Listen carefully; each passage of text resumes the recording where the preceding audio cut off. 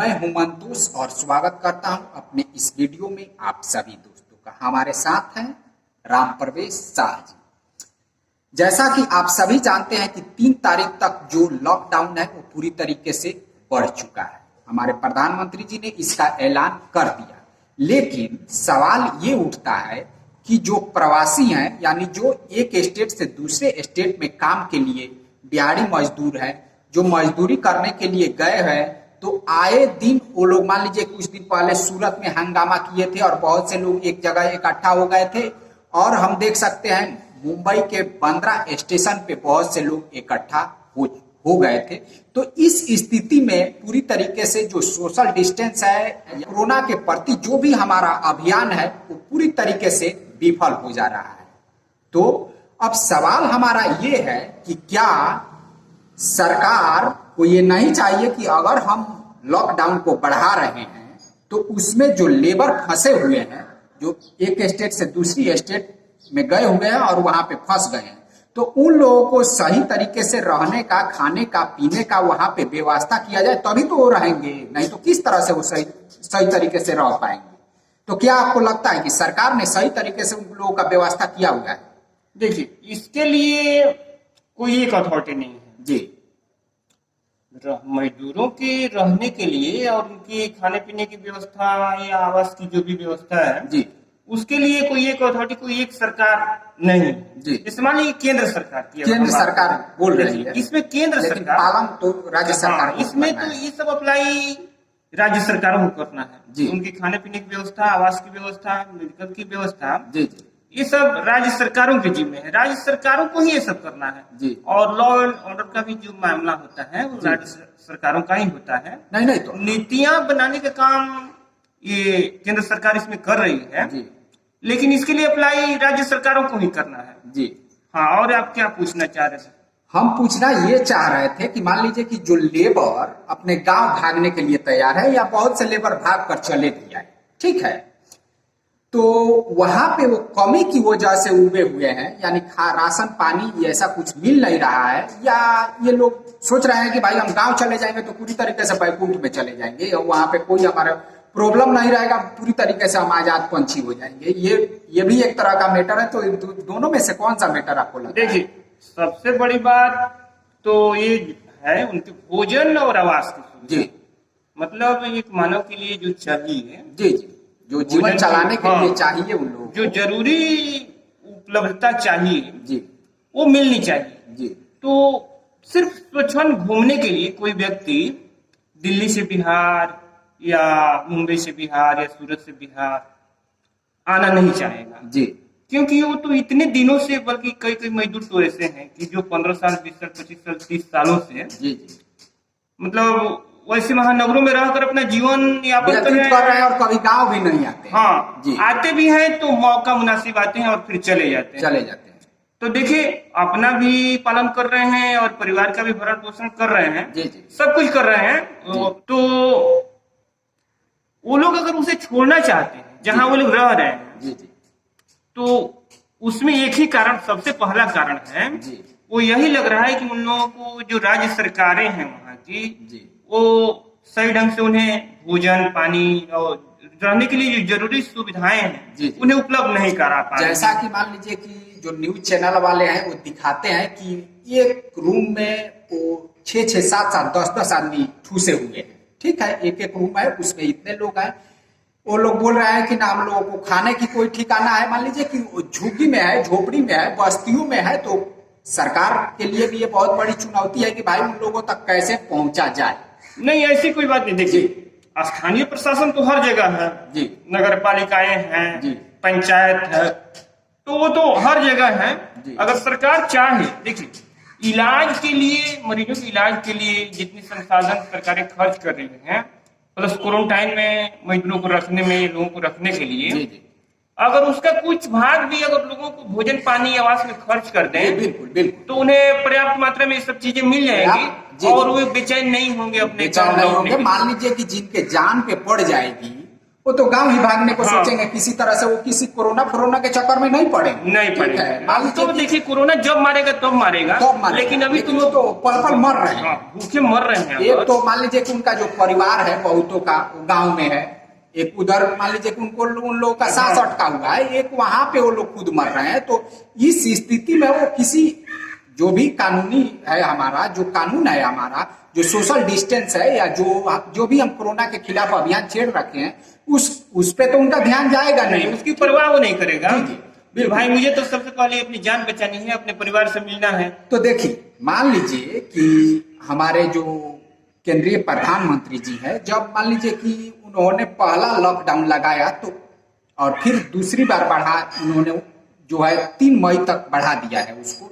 तो पहले लॉकडाउन में ही इस तरह का उन लोगों को तो मान लीजिए कि कुछ नीतिगत योजना बनाना चाहिए था कि भाई किसी भी तरह के प्रवासी का जो भी है या जो भी गरीब है, प्रवासी नहीं भी है तो जो भी गरीब है, उन लोगों को इस तरह का व्यवस्था किया जाए कि उनके अंदर किसी भी तरह की कोई बेचैनी न हो।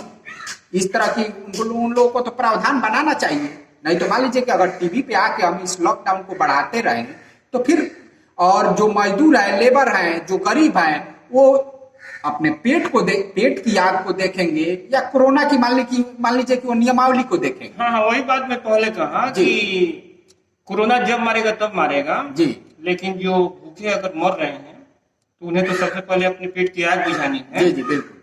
और वो लोग चाहेंगे कि हाँ, जहाँ मुझे भोजन मिले, अगर मैं घर पहुंच गया वहां मुझे भोजन मिलने लगेगा, मैं सुरक्षित रह गया, तो वहीं जी। मेरा जाना बेहतर है। जी। अब कोरोना पकड़े या न पकड़े, अब उसकी परवाह कौन करता जी, है? जी, जी, तो जहां तक सवाल है प्रधानमंत्री का या केंद्र सरकार का, तो अवश्य ही उससे भी इसके लिए गाइडलाइन जारी करना चाहिए था जी, कि जो भी संबंधित राज्य सरकारें हैं जी, जहां प्रवासी मजदूर हैं, ऐसा तो बहुत सारा सूबा है जिसमें प्रवासी मजदूर भरे पड़े हैं, जी, जी, तो उसके लिए गाइडलाइन जरूर जारी करना चाहिए था ताकि उनके प्रति राज्य सरकारें जागरूक जी। होती। और एक अनिवार्य प्रकार का गाइडलाइन होना चाहिए था कि हाँ, अनिवार्य रूप से उनकी देखभाल, उनके भोजन पानी आवास की व्यवस्था जी, करनी ही पड़ेगी। जी, जी। और उन्हें किसी प्रकार की दिक्कत नहीं आनी चाहिए। इस तरह का गाइडलाइन अवश्य ही जारी करना जी। चाहिए। देखिए, जो नियमावली है हमारे कोरोना के खिलाफ, जो अभियान चला रखा है सरकार ने, उस अभियान को और उस कानून को वो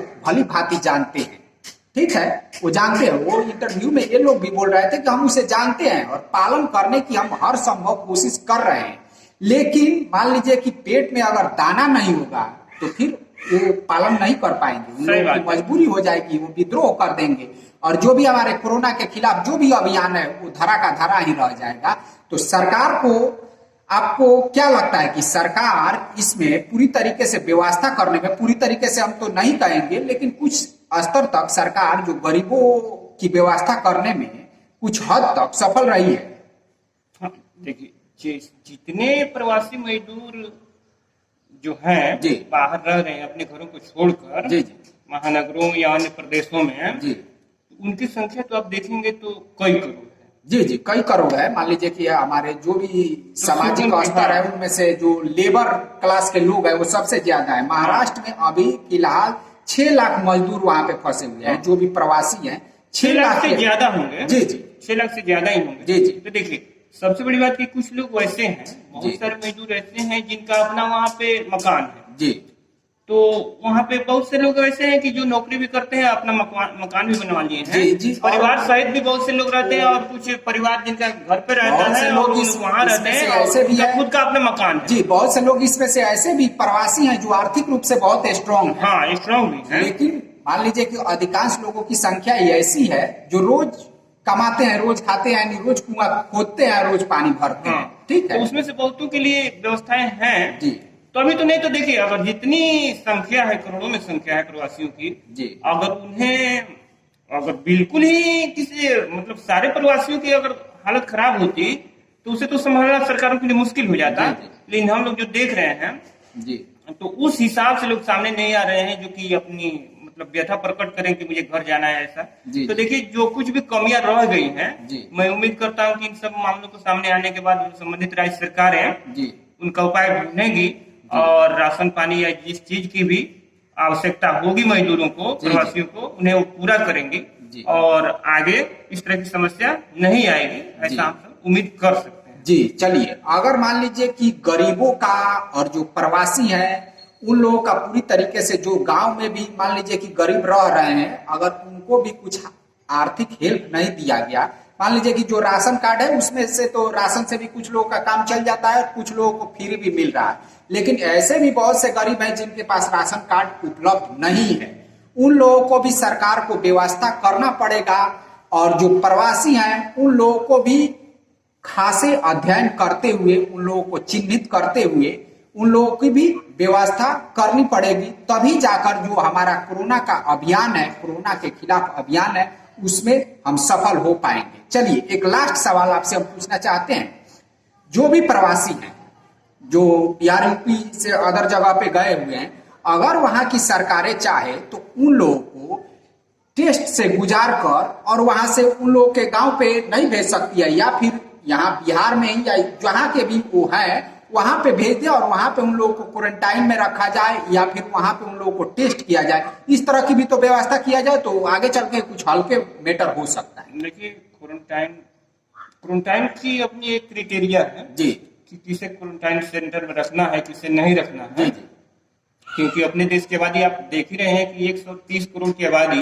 जी जी अब जहां तक सवाल है उन्हें अपने घर भेजने का, जी तो ये भी बहुत बड़ा मुश्किल सवाल है कि भाई करोड़ों की संख्या में प्रवासी मजदूर हैं, जी तो उन्हें ये भी संभव नहीं है। सबसे अच्छा उपाय यही है और आसान सा उपाय जी कि संबंधित राज्य सरकारें उन्हें जरूरी हर सुविधा मुहैया कराएं, ताकि वो अपना जीवन यापन वहाँ वहीं पे कर आसानी से कर सके। और उम्मीद करता हूँ कि ये लॉकडाउन भी और बीमारी भी जल्दी से भागे और वो लोग अपना आने की नौबत ही नहीं आए, वो लोग अपना फिर काम शुरू कर दें और एक खुशहाल जिंदगी जीना वो लोग शुरू कर दें। जी जी जी बिल्कुल जी। तो चलिए दोस्तों, देखिए, ये जो कोरोना है ये हम लोगों पे एक आपत्ति है, और आपत्ति में आप हर आपत्ति जो भी आती है उसमें आपको कष्ट उठाना ही पड़ेगा, चाहे आप अमीर हो या गरीब हो। जिस स्तर के हैं उस कोई ज्यादा उठाता है, कोई कम उठाता है, लेकिन आप कोशिश करेंगे कि हम जनरल दिनों की तरह जीते रहें, चाहे आप प्रवासी हैं या गरीब हैं, तो ये ऐसा संभव नहीं होगा।